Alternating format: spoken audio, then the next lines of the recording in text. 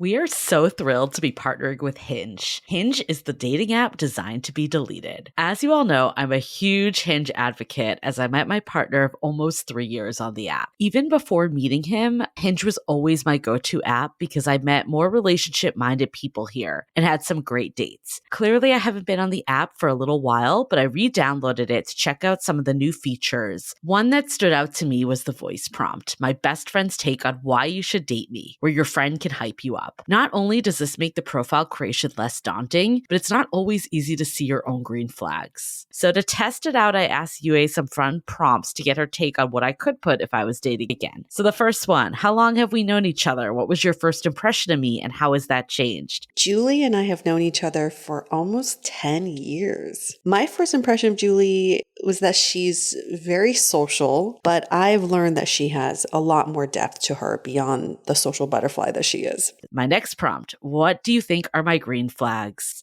I would say she's deeply loyal. She believes in love, curious mindset, and she is fearlessly ambitious. And then last but not least, what kind of friend am I? Julie is the kind of friend who will always have your back, no matter what. Damn, that feels nice to hear. So download Hinge and try voice prompts today. Then find someone worth deleting the app for. I was so excited to get my shipment from Last Bottle Wines in the mail the other day, full of incredible red wines, all from Napa Valley. I love wine tasting, so having this to my door couldn't be happier. Also, couldn't be more excited that today's episode is brought to you by Last Bottle Wines. If you don't know already, they're a Napa-based online wine shop with a twist. They offer just one handpicked wine per day until it sells out, and they're always at incredible prices. We're talking 30 to 70% off retail. And the best part is that there's no subscriptions, no fees, and no minimum purchase. And I could not be more excited to bring this offer right now because they're having a marathon sale, which is coming up March 28th and 29th. Even better, we're offering Dateable listeners 10% off your first order with code DATEABLE. So if you are a wine lover like me, this is a great time to join. And did I mention that shipping is 100% free? So what are you waiting for? Mark your calendar for March 28th and 29th or get on it earlier if you want. You can sign up at lastbottlewines.com and use code DATEABLE and find out why Last Bottle is the most fun way to discover and buy amazing wine. The Dateable podcast is hosted by me. I'm Yue, a former dating coach in New York turned active dater in San Francisco. On each episode, you'll hear commentary by my producer, Julie Krafchick, and other surprise co-hosts. This episode of Dateable is brought to you by 500 Brunches. 500 Brunches connects like-minded people with similar interests to meet in real life over brunch. You answer a quick questionnaire about your interests and how you spend your time, and then they'll match you in small groups of 6 to 8 at a brunch spot in San Francisco. Get a free entry into a brunch now by signing up at 500brunches.com and using the code DATEABLE.